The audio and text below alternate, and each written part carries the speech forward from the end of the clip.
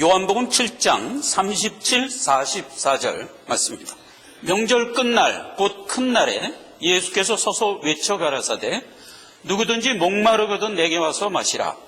나를 믿는 자는 성경에 이른 것 같이 그 배에서 생수의 강이 흘러나리라 하시니 이는 그를 믿는 자의 받을 성령을 가리켜 말씀하신 것이라. 예수께서 아직 영광을 받지 못하신 고로 성령이 아직 저희에게 계시지 아니하시더라.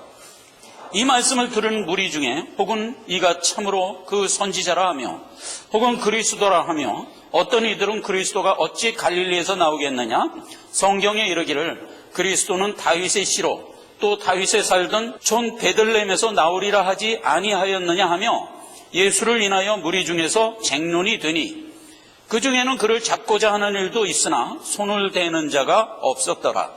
하속들이 대제사장 바리새인들에게 오니 저희가 묻되 어찌하여 잡아오지 아니하였느냐? 하속들이 대답하되 그 사람의 말하는 것처럼 말한 사람은 이때까지 없었나이다. 아멘. 생수의 강이라는 제목으로 오늘 말씀의 은혜를 받고자 합니다. 하나님의 공생의 3년은 거의 대부분을 갈릴리 사역을 한 거예요. 그러니까 예수님이 공생이 시작하기 전 1년을 유대 가서 1년 사역을 했어요. 그리고 지금까지 쭉 갈릴리 사역으로 1차, 2차, 3차를 했는데 이제 유대로 내려갑니다. 지금까지 갈릴리 사역 말미에 오병이어, 칠병이어의 표적을 보여주시면서 예수는 그리스도다라고 하는 부분을 교육을 했어요. 그래서 이제 변화산에서 해같이 빛나는 모습 보여주고 그 다음에 어떻게 죽을 수밖에 없는 상황에서 속전을 통하여 생명 갖고 나왔는가 하는 거 교육하고요. 제자들이 그 모든 교훈을 받고 예수 그리스도가 메시아인 것까지는 알았는데 아직 확실히 알지 못한 상태에서 누가 크냐 하는 논쟁이 벌어졌어요. 섬기는 자, 겸손한 자가 가장 큰 자다 라면서 1만 달란트 빚진 자 비유로 교훈을 했습니다. 다른 말씀을 증거하면서 이제 많이 그 부분을 탈취했기 때문에 여러분 아시다시피 우리가 받은 구원은 너무 큰 것을 은혜와 선물로 받은 것이다.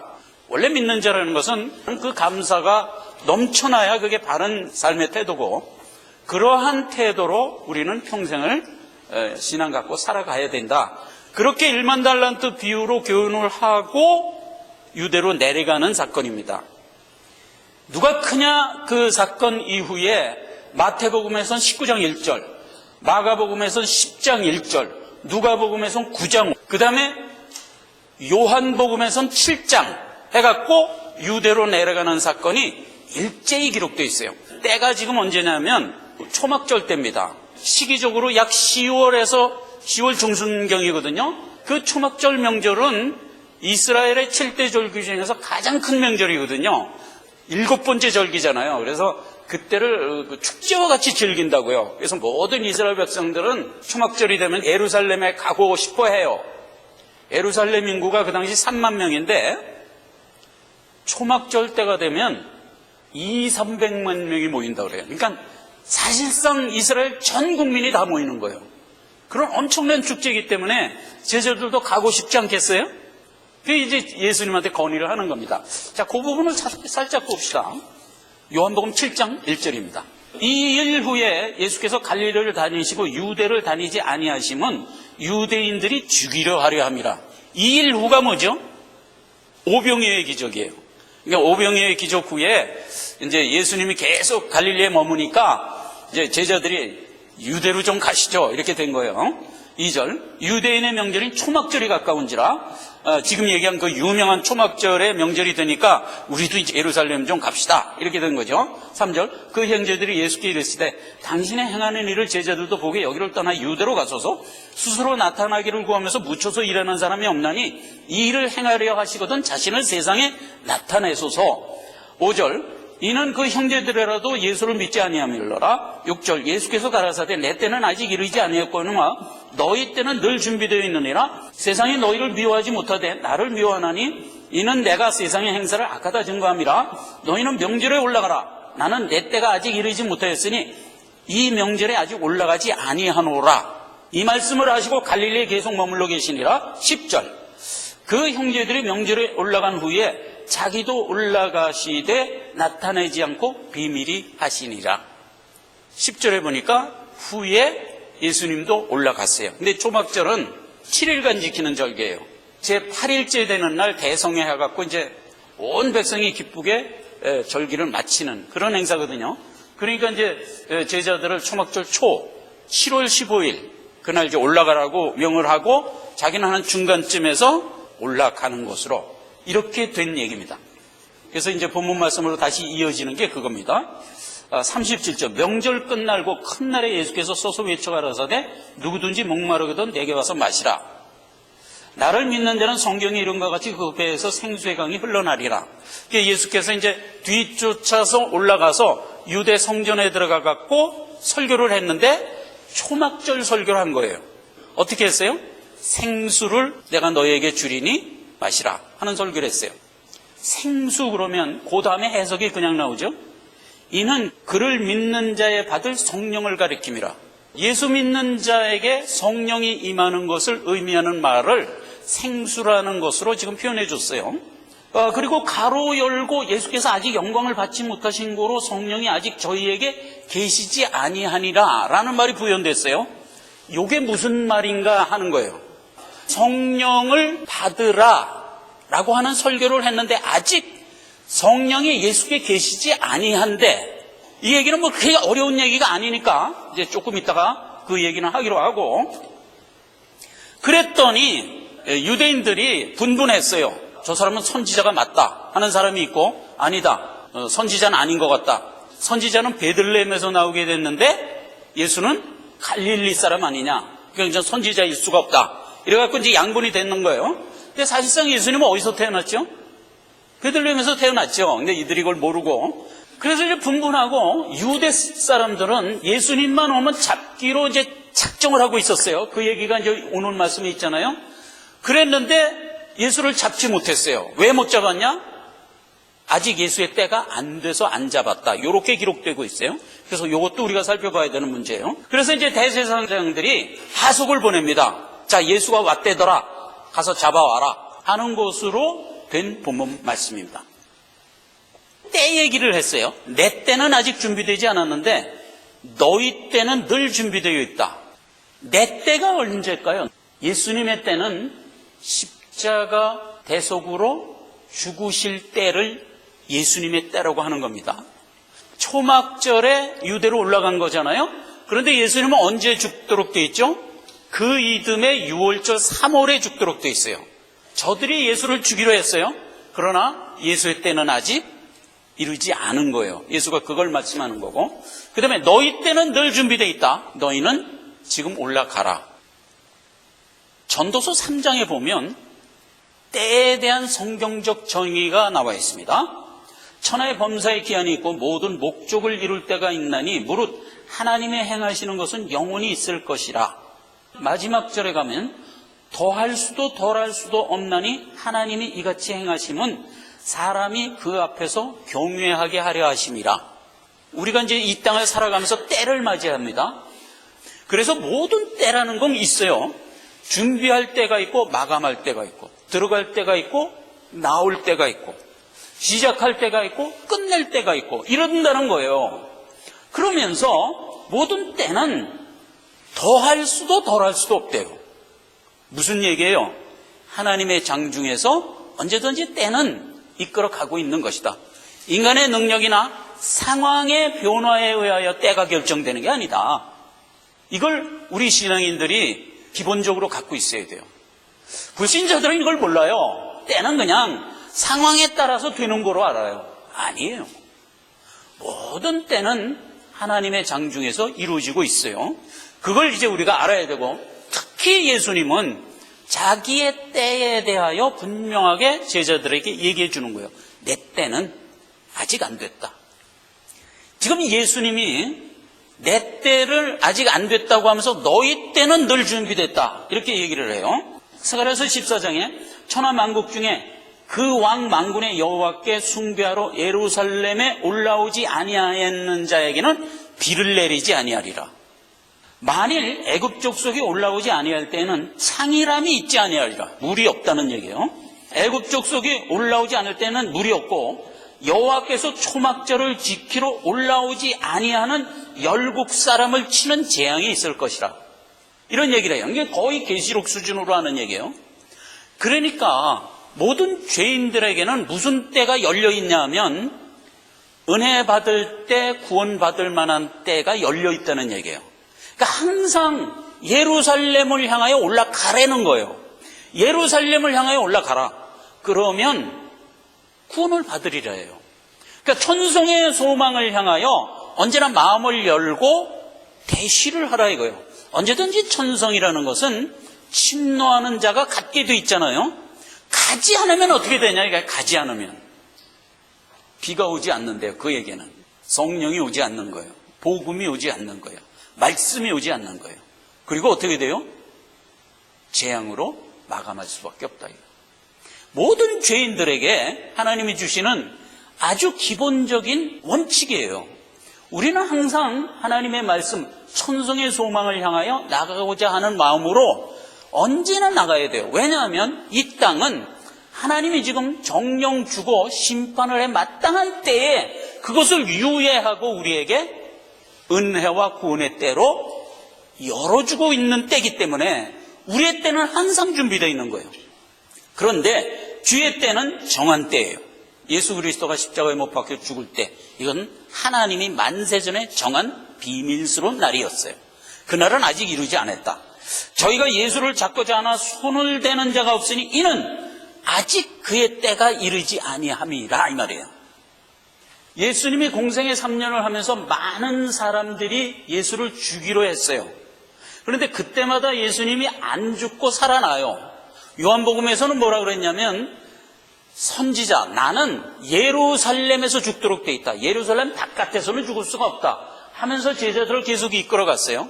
누가복음 4장에 가보면 나사렛에 와서 설교를 할 때 나사렛 사람들이 예수한테 와서 우리가 택한 선민인데 당신이 이렇게 돌아다니면서 많은 이적을 행했다 그러는데 왜 우리 동네에서 안 하는 거예요? 보여주셔 이랬단 말이에요. 그때 예수님이 너희 같은 선민이기 때문에 표적을 보여주는 게 아니다. 하나님의 택한 자에게 내가 표적을 보여준다 하면서 예를 들어준 게 뭐예요? 옛날 엘리야 시절에 많은 과부가 있었을 때 은혜가 누구에게 임하더냐? 이방인 사렙다 과부에게 임하지 않더냐? 옛날 엘리사 시절에 많은 문둥이가 있었다. 그런데 하나님이 깨끗함을 주시는 손길이 누구에게 임하더냐? 수리아 이방인 사람 나만에게 임하지 않더냐? 하나님의 은혜는 하나님이 택한 자에게 임하는 것이다 라고 얘기를 해준 거예요. 그랬더니 나사렛 사람들이 우리가 선민인데 하나님의 은혜를 임하면 마땅히 우리 먼저 줘야지 뭔 헛소리냐 해갖고 예수를 잡아서 그 동네가 형성된 낭떠러지까지 끌고 가서 밀들어 죽이려 했어요. 피하여 나오시니까 이렇게 돼 있어요. 자, 생각을 해보세요. 많은 사람들이 낭떠러지에 예수를 세워놓고 미는데 어떻게 거기 빠져나와요? 근데 성경은 어떻게 빠져나오는 얘기는 안 하는 거야. 그냥 피하여 나오시니까. 왜죠? 하나님이 정한 때이기 때문에 인간의 능력으로 이게 변개될 수가 없는 거예요. 그걸 얘기해 주는 거예요. 또 한 번 더 있었죠. 유대에 내려가서 막 설교할 때 내가 아브라함이 있기 전서부터 있었다. 예수님이 그러니까 이게 듣던 유대인들이 격분한 거야. 뭐 하는 거야? 지금 아브라함이 우리 조상인데 네가 아브라함이 있을 때부터 있었다고 저놈을 돌로 쳐서 죽여라 할 때도 예수님이 피하여 나오시니라. 어떻게 피하여 나왔는지는 몰라. 그렇죠? 예수님은 아직 십자가 질 때가 아니기 때문에 피하여 나오시니라. 요한복음 10장 18절에 보면 예수님이 자기 자신이 십자가를 지는 거에 대해 이렇게 얘기한 부분이 있습니다. 내가 다시 목숨을 얻기 위하여 목숨을 버리노라. 이를 내게서 빼앗는 자가 있는 것이 아니라 내가 스스로 버리노라. 나는 버릴 권세도 있고 얻을 권세도 있으니 이 계명은 하나님 아버지께서 내게 주신 것이니라. 십자가에서 죽을 권리를 하나님 스스로 결정하는 거예요. 세상의 어떤 강포와 세상의 어떤 대적함에 의하여 결정되는 게 아니다. 예수님이 지금 초막절에 유대로 갔어요.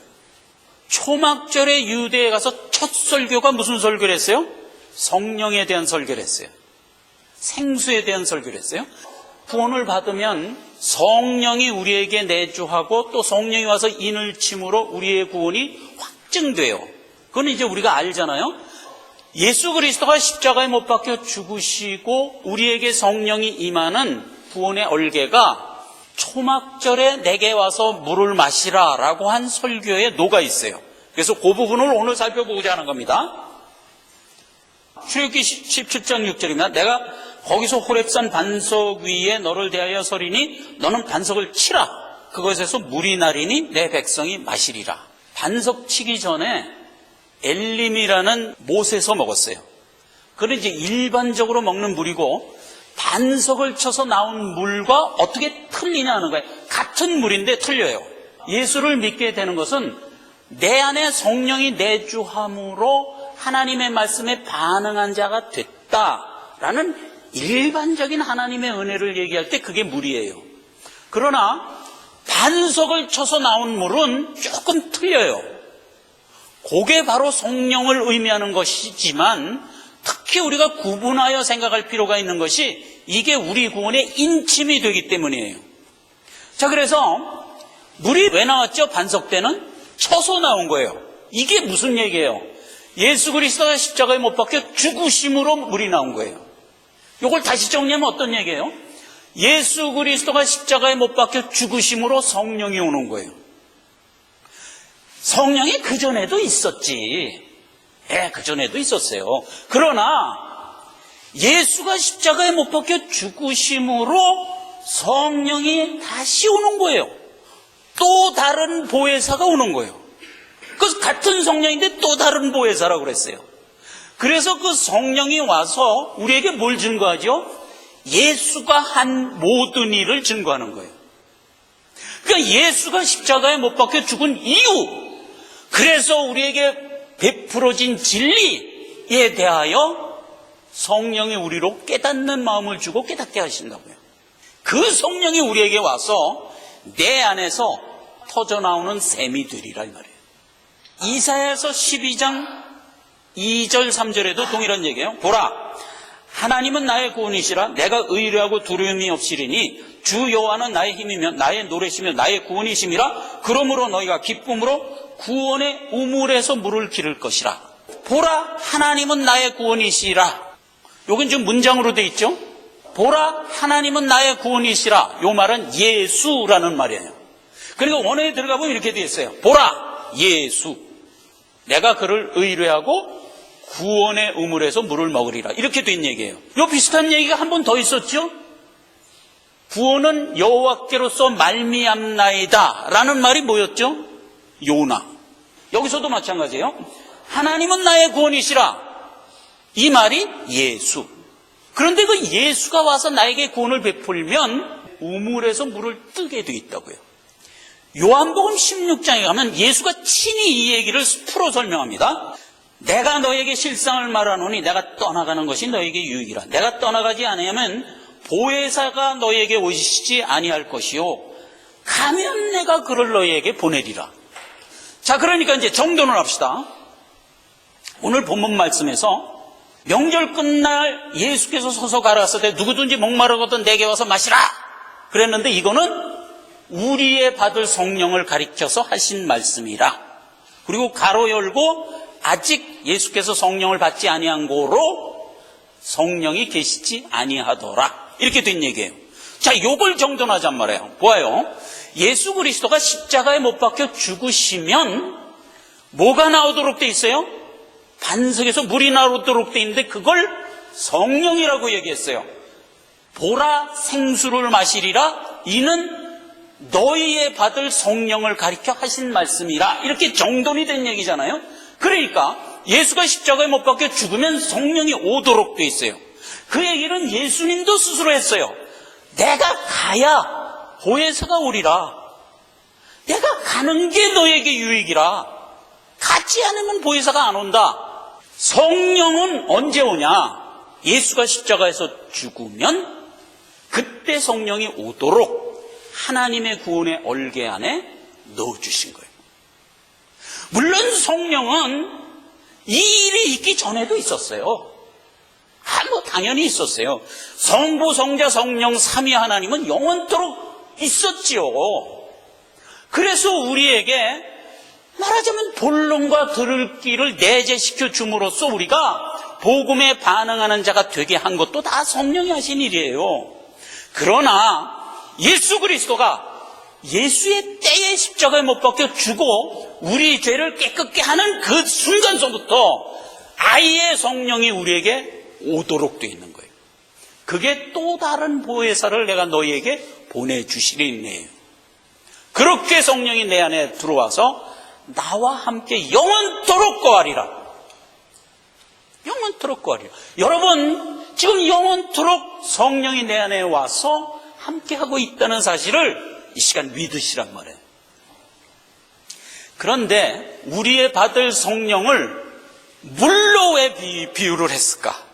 생수로 왜 비유를 했을까? 하는 얘기도 우리가 이참에 정돈을 합시다. 그 얘기는 에스겔서에 보면 47장에 생명강에 대한 얘기가 나와요. 47장 2절입니다.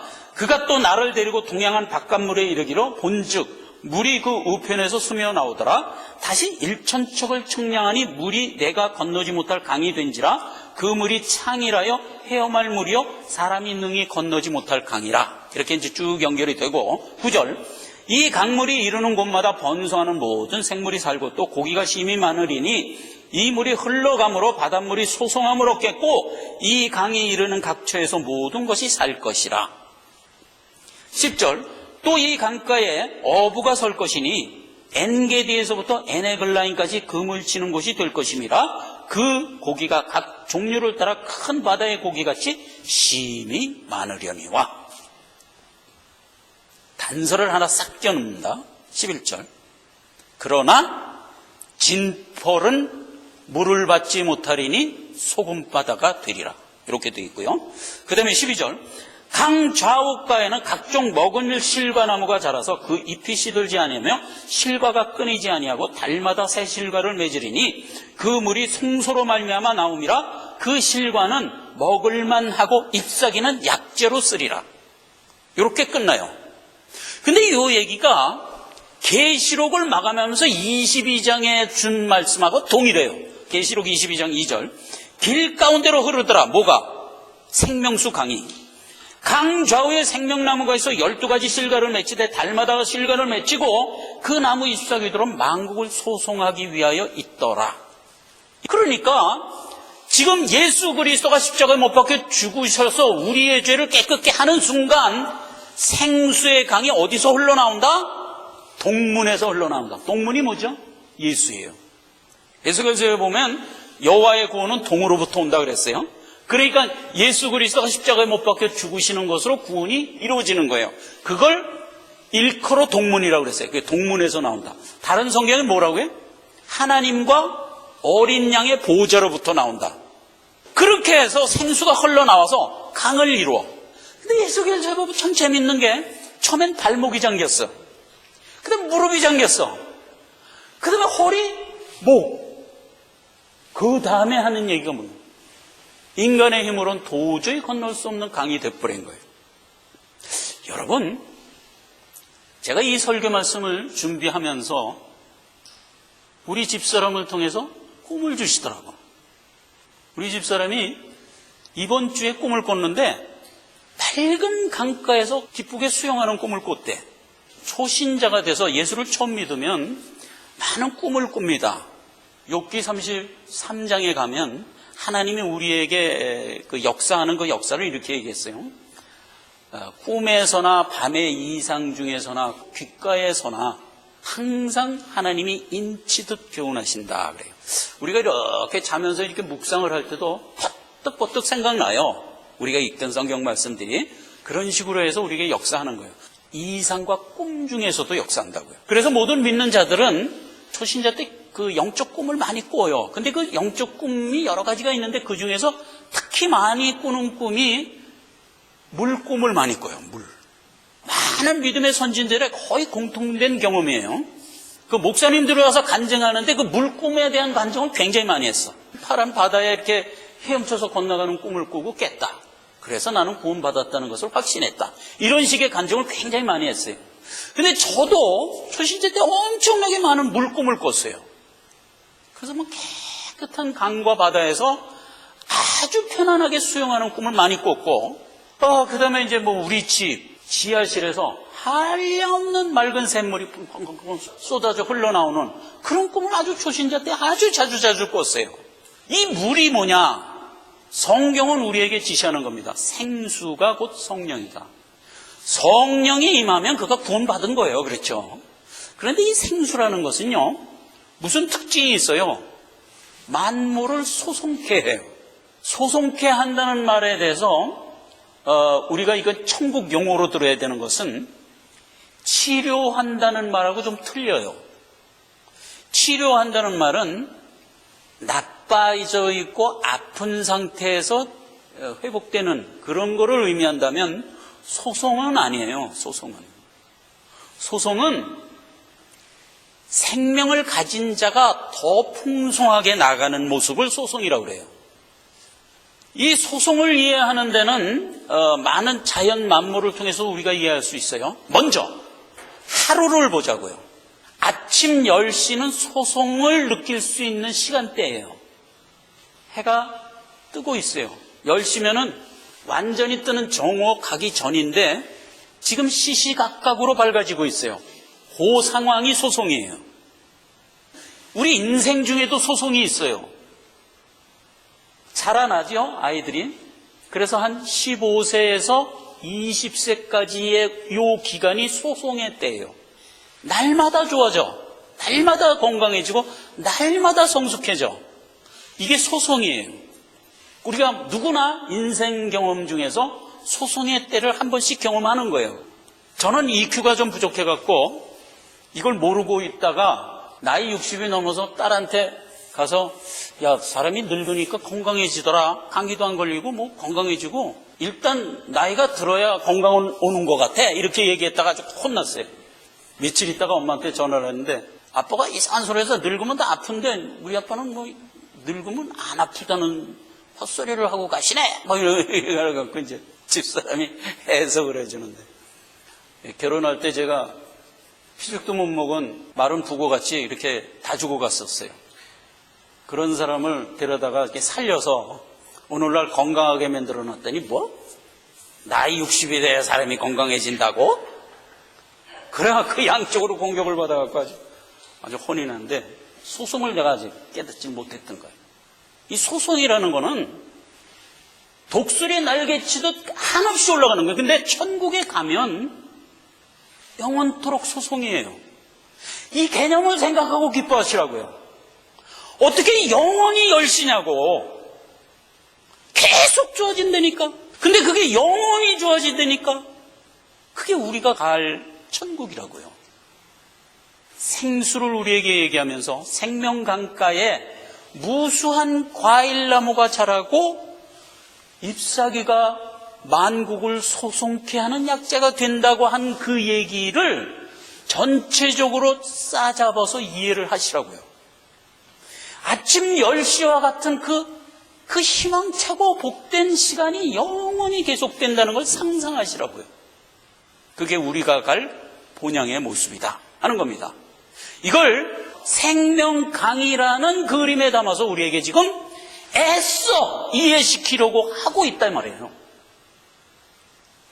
초막절의 생수를 얘기했어요. 자, 그러면 초막절은 이스라엘 7대 절기 중에서 마지막 절기예요. 지금 7대 절기 중에서 이미 4절기는 성취가 됐죠. 6월절 십자가에서 예수 그리스도가 이미 우리의 죄를 대속하여 죽으셨어요. 이미 성취됐죠. 무교절 복음의 문이 그래서 열렸어요. 이것도 성취가 됐고, 초실절 예수님이 그래서 부활했어요. 그리고 오순절 지금 얘기대로 성령이 우리에게 강림을 했어요. 그래서 이스라엘 7대 절기 중에서 4절기는 이미 이루어지고 지금 우리가 어느 때에 살고 있어요? 넉 달 농사 기간의 때를 살고 있어요. 그래서 재림전 성화 기간의 때를 우리가 지금 살고 있는 겁니다. 그런데 앞으로 임할 절기가 뭐가 남았냐? 나팔절이 남았죠? 그렇죠. 당연히 주의 재림이 남았어요. 천사의 호령과 나팔로 친히 강림하는 주님의 재림이 남았어요. 재림하시면 예수님이 오셔서 제일 먼저 뭐부터 해요? 백보자 심판하죠. 모든 세상에 있는 어그러진 것들을 다 불제 사망 유황불로 던져놓고 그리고 깨끗이 하여 하나님의 나라를 이룰 거잖아요. 백보자 심판하고 7월 15일이 초막절이에요. 근데 이 초막절을 어떻게 지키냐면요, 화제를 7일간 드려라 이렇게 돼 있어요. 자, 여러분 항상 얘기하지만 7이 뭐예요? 7이 지금 반복해서 반추하라는 얘기인데, 화제는 번제잖아요. 그러니까 우양을 잡아다가 그렇게 그 제사를 드리고, 제사장들이 내일 또 제사 또 드려야 되잖아요. 그러니까 제단 청소를 어떻게 하냐면 실로암 연못에 가서 물을 떠다가 제단에 계속 부어. 하루가 지나면 그 이튿날 또 번제를 드리는 거예요. 그리고 번제 끝나면 또 실로암에서 물을 떠다가 부어. 이렇게 하고 7번을 하는 거예요. 번제 드리고 실로암 물에서 물포다 붓고, 번제 드리고 물포다 붓고. 뭐가 느껴져요? 예수가 십자가에서 죽으면 성령이 온다를 계속 초막절에 우리에게 강조하고 있는 얘기잖아요. 강조하고 있는 얘기잖아요. 그거를 못 알아들을까봐 7번을 하는 거잖아요. 그러니까 예수가 십자가에 죽으면 생수가 나오게 돼 있어요. 성령이 나오게 돼 있어요. 생수는 성령을 가리켜 하신 말씀이라 이 말이에요.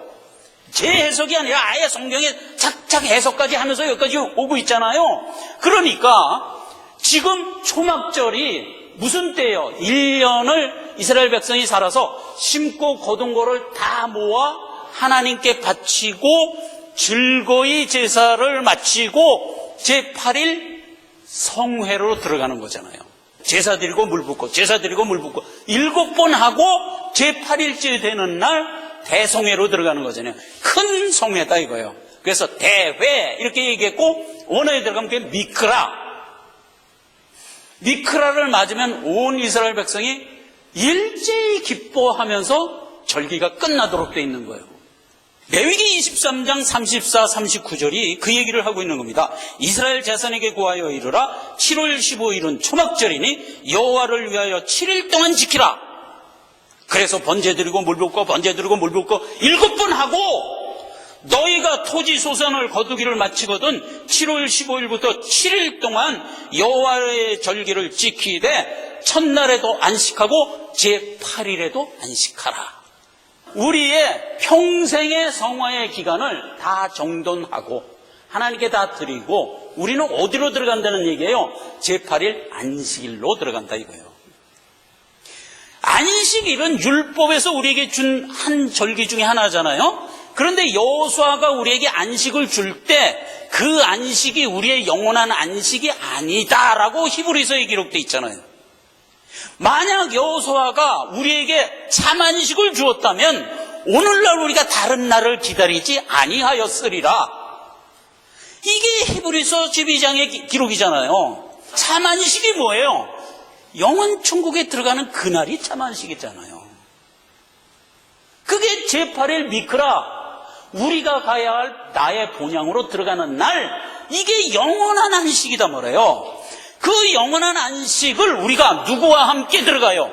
나와 함께하는 성령과 영원토록 함께하니라 그랬으니까 우리가 천국 가서도 내 안에 성령이 나와 함께 영원히 함께하면서 그 안식에 가서 복락을 누릴 거잖아요.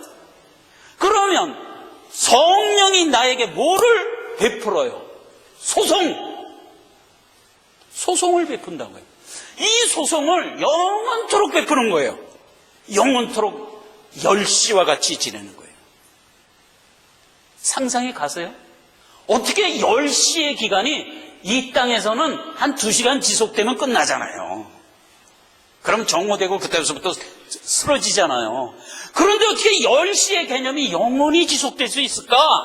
그러면 무한한 은혜가 계속 어제보다 오늘이 더, 내일이 더, 모레가 더 하면서 갈 것이 우리가 갈 영원 천국의 복락이잖아요. 감 잡으라고요. 천국의 후사가 된 너희가 어찌 하나님께 이거를 걸 감사하지 않을 수 있냐 이거예요. 결론을 내립시다.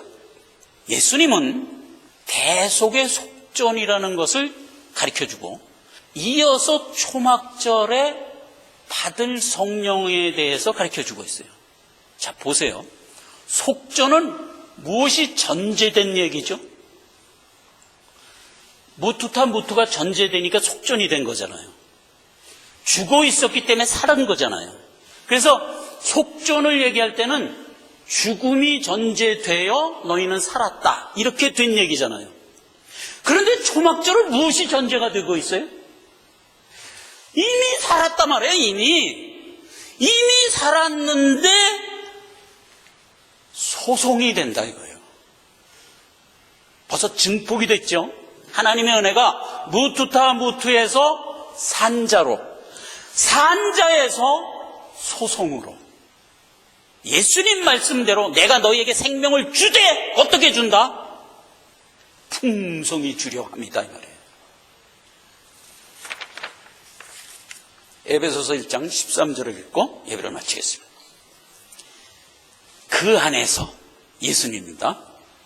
그 안에서 너희도 진리의 말씀 곧 너희의 구원의 복음을 듣고 그 안에서 또한 믿어 약속의 성령으로 인치심을 받았으니 이는 내가 받은 기업의 보증이 되게 하려 합니다. 기도하겠습니다.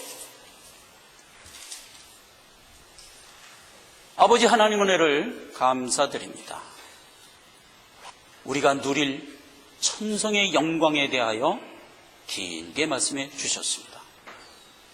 생수의 강이 넘쳐 흘러서 생명의 소송함이 있을 것이라고 말씀해 주셨습니다. 하나님 은혜를 감사합니다. 이것을 우리가 보증으로 받고 이때를 살아갑니다. 우리에게 더 큰 확신과 믿음의 강건함이 우리의 남은 여생 가운데 이어가게 하옵소서. 예수님의 이름으로 기도했습니다.